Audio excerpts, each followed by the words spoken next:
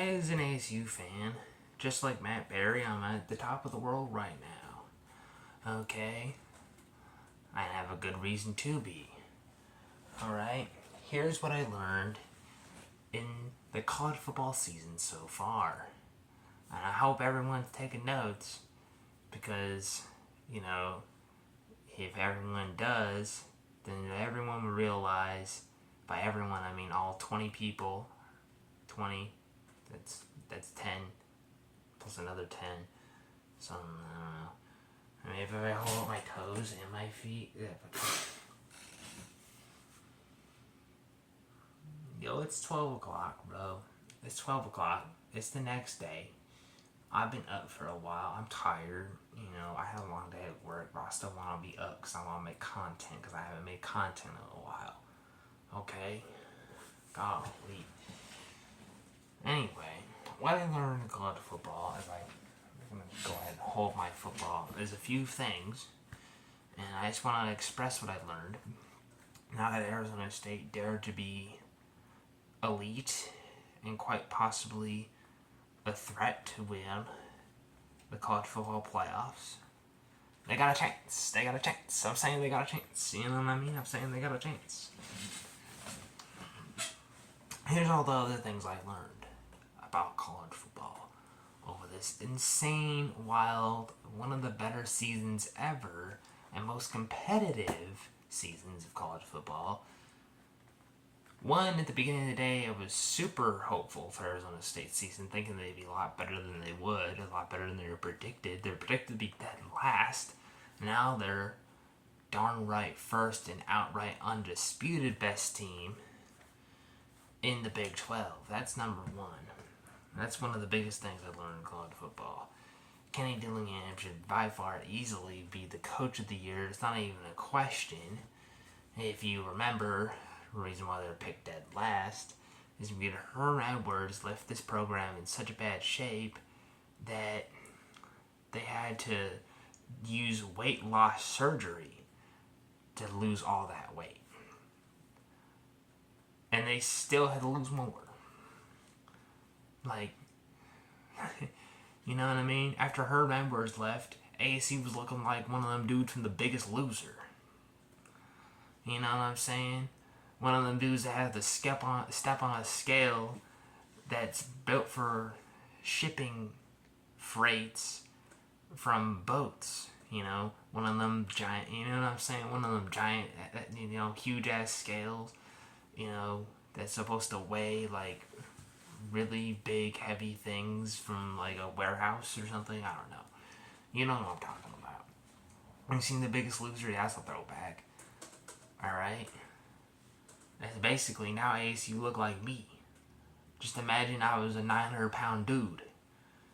That's how Herm Edwards, that's the transformation that Kenny Dillingham has made. Herm Edwards is the 900-pound dude. Okay, I'm over-exaggerating, okay? My 600-pound life-looking guy, right?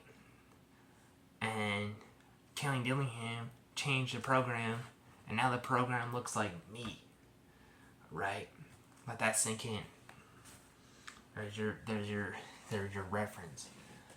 Number two, it appears that Austin Gentry quite possibly might be the best running back ever. Possibly. We'll see how that all shakes out. But, I mean, come on, man. Come on, Boise State got this guy. How many D1 programs are there in college football? Retarded. How did you miss? I mean, except for ASU, they got the second best running back in all of college football history. That's what I learned, as if I already knew that. Because, we have a guy that should be going to Heisman. At least should be nominated, should be top 3, and probably would win the Heisman if the roster wasn't so stacked. A generational type player that we'll never see again, most likely, will probably win the Heisman. And he'll win the Heisman because he's a generational type player, not a running back. He's a wide receiver and a DB, all in one. And he's good enough to be a first round draft pick as a wide receiver and a DB.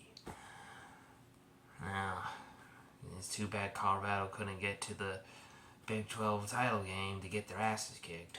I was really hoping for that ass kicking. But I think BYU will do us the favor. And keep in mind that BYU only lost to my team, the undisputed Big 12 #1 champions, by 2 yards. So when BYU plays Colorado, and it might get ugly, I actually kind of can't wait for that. Another thing I have learned, me personally, is that every team, including the top teams, have flaws. Including the undisputed #1 Oregon has flaws. Has flaws that I don't think a lot of people see, because the undisputed #1 Oregon is undefeated. And the undisputed #1. I mean, the Ohio State victory looks good, but what the heck happened against Michigan? And honestly, Boise State kind of got hosed in that game. They lost, but they kind of got hosed. I watched with my eyes. Actually didn't really watch the whole game, but I watched the highlights. I think Oregon pulled the good old, I'm going to drop the ball before getting across the end zone, and somehow we didn't see that,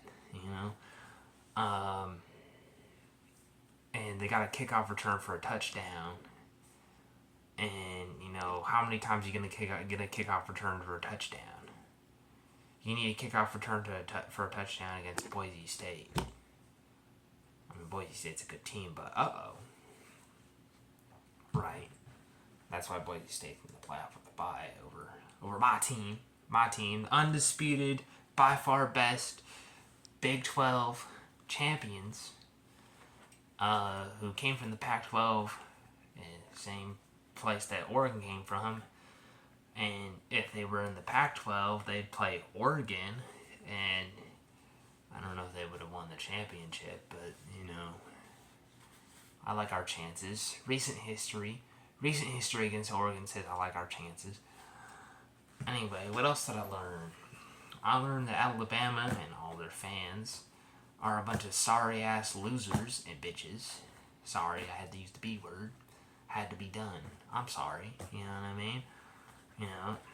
They're wondering why they're not in the playoffs when they should be wondering why they're... I'm not going to fucking say it. I swear I'm not going to say it. I was going to say it, but I swear I'm not going to say it.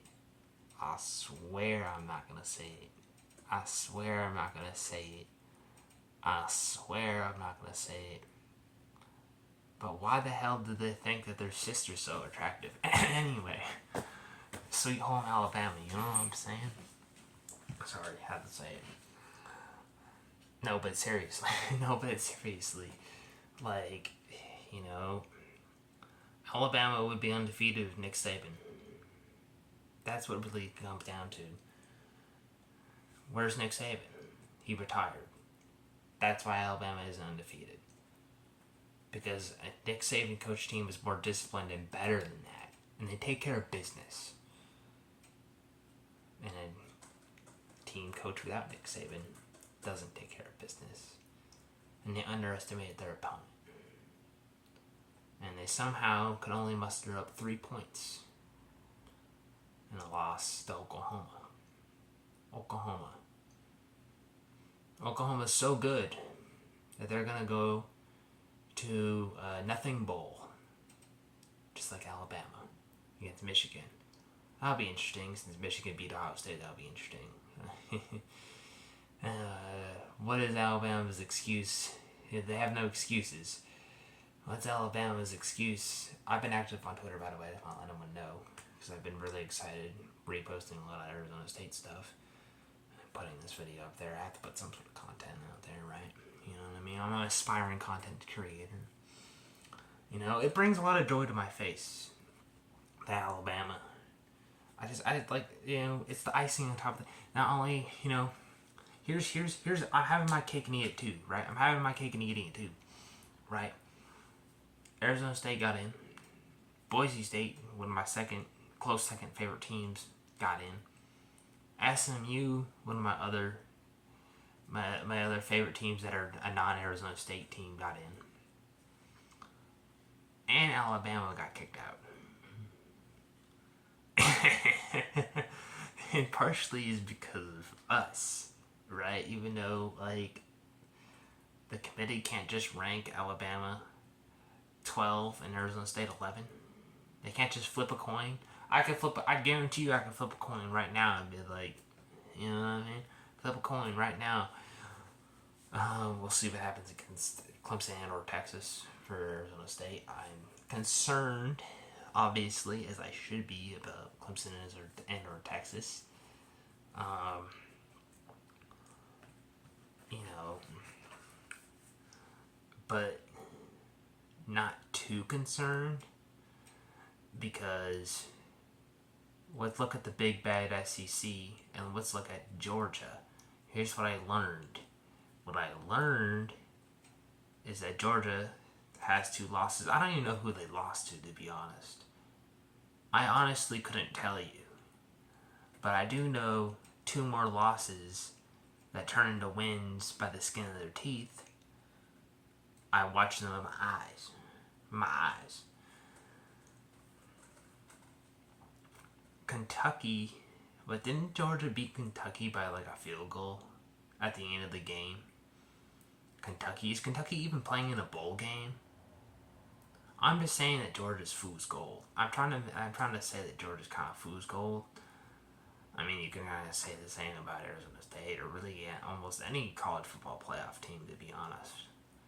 You know, like, but like, I mean, come on. Like, no, seriously, is Kentucky playing a bowl game? They got pretty lucky to win against Kentucky. I watched that with my eyes. My eyes. That's what I watched with my eyes. And Georgia probably should have beat them by a very large number.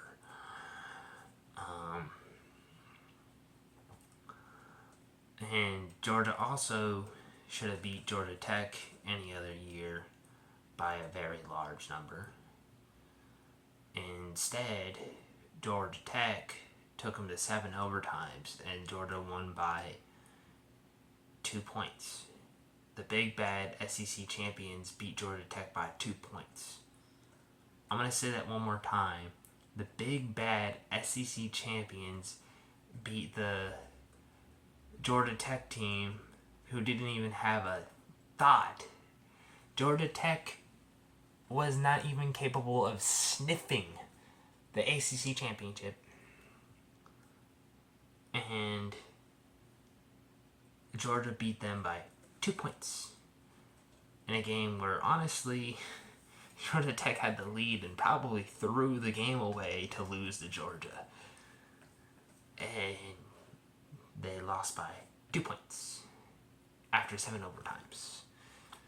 On a Friday night game, which, why the fuck did they make that a Friday night game? They made that banger a Friday night game. I'm still kind of upset at ESPN for doing that. What the fuck, ESPN? What the fuck? I mean, frick. I mean, fuck. Can I say fuck? Should I say fuck? Wait, shit, this is my YouTube channel. Shit, this is my motherfucking Twitch. Frickin'. If I was on Twitch, I'd probably say that. Moving on. I'm not gonna get ad revenue on this shit anyway. Moving on. A lot of people cry about Indiana. Ohio State lost to Michigan. Take that, Ohio State. You losers. I cannot believe you guys lost to Michigan. How do you do 10 to 12, right? How do you score 10 points against Michigan? Oh my gosh. Oh, you losers in Ohio State. Oh my gosh. It's kind of crazy. Oh my goodness. Ohio State's coach gonna get fired. Ryan Day is gonna get fired. They lost to Michigan. They lost to Michigan. Ryan Day is on the hot seat. I actually have a feeling. Who's Ohio State playing? I actually have no clue. I could look it up right now, but I legitimately forgot. Because what I do know is that I'm kind of scared for Ohio State on behalf, because I think Ryan Day is gonna coach with this this thing in the back of his mind says no matter how good I perform in this playoffs, I will be fired. And that's kind of insane. Take that, Ohio State. Hey, my family's Michigan fans, you know what I'm saying? They went to Michigan, they went to Ann Arbor, they grew up there, so you know what I'm saying? Take that, Ohio State. Okay, anyway, my dad's side of the family, I should specify, let's see. What else did I learn? I'm trying to think off the top of the dome right here. No editing, no bullshit. Okay. What else did I learn? Shit. Frick. Balls. Hold on. A little bit of editing. I'm just gonna pause the video. I learned, and I think everyone learned, that the biggest, most damaging. Wait, no, I already said that. Wait, I'm thinking about stuff I already said. Hold on. Notre Dame. Another thing that I learned, that I studied. Notre Dame, the big bad is so good that they don't need a conference. Notre Dame. Can someone explain to me what happened to NIU? I know they lost early in the season, so it doesn't count. But someone explain to me what happened to NIU. I think NIU should get a little bonus, a little something, in consideration. You know what I mean? It's kind of funny. Every time, later in the season, I'm thinking, man, what did NIU do that other teams just didn't see? Or did Notre Dame really get that much better? Because it's kind of weird, because you think that other teams would just be okay, other competent, good teams would just be okay, what we're going to do is we're going to do Northern Illinois' exact game plan, copy it to a T, and do that exact thing and run every single play. I'm talking every single play. I hope a competent team doesn't run to Notre Dame for Notre Dame's sake. They're kind of iffy on the big games.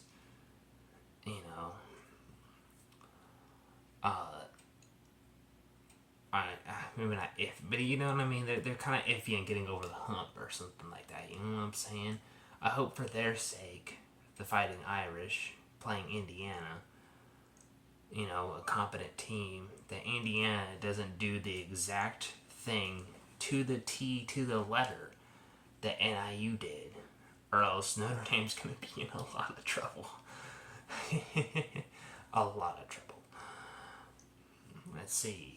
I think that's about mostly what I learned. I think I can't really go into too many details. I want to make this video too long. I just want to say, personally, suck at Alabama. Didn't know SMU had it like that. Didn't know Clemson still had it like that after bouncing back after the beginning of the season. And suck at Alabama. Oh, and also, I saw this, do I want to mention this viral tweet? I mean, I've been active on Twitter. I think I've said that once or twice in this video so far. And another video which I recorded and then deleted because I decided to make a shorter one. Here's the shorter one. And I also decided not to take a chance with copyright and show Cam Scatterboo highlights, which I kind of want to. Might make an edit.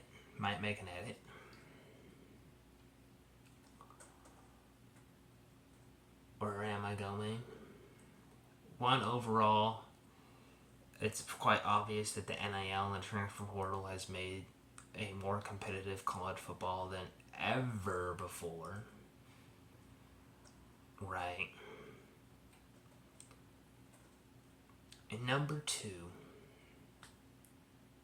go ASU and Forks Up. Right. This is official football, by the way. Isn't that cool? Ain't it something? And number three, I saw this one viral tweet for this one guy who commented on how like these three girls from ESPN, these three ESPN analysts, that he would smash all of them. He said wood, and wood across the board. And I only say that because in this video might already start kind of getting unhinged territory. You know, who watches to the end, this is why I'm making this comment and saying this at the end. Two people decided to rain on his parade and comment something as if he wasn't being professional or something like that. Like, dude, this isn't someone's professional account. You know, it'd be one thing if, like, you know, an official account for, like, the Big 12 or something said this, or I don't know, something. Look at the tweet, right? I think you'll find it. If you just literally, if you just look up on X, Twitter, Musk Twitter, as I like to call it, wood,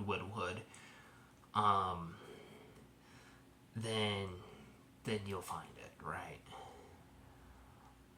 And there's one person, a couple of people that, again, tried to ruin a funny joke, and I just want to say those are the people that make the internet suck. The internet is supposed to be a beautiful place where you can express the majority of what you want and be funny. Okay? It was funny. Just get over it. Why even say something like what you said? And this one lady, I couldn't see the tweet. I almost wanted to lay the hammer on them and roast them, and send them to the shadow realm, because they quoted the tweet, and I'm like, I'm not gonna say this. I actually did say it, but then I didn't say it because I deleted it. I was like, you know what? I'm just gonna go ahead and just kind of leave it, let it be. But I was gonna like actually quote the tweet and say something even better, even more divine, to send them to the shadow realm.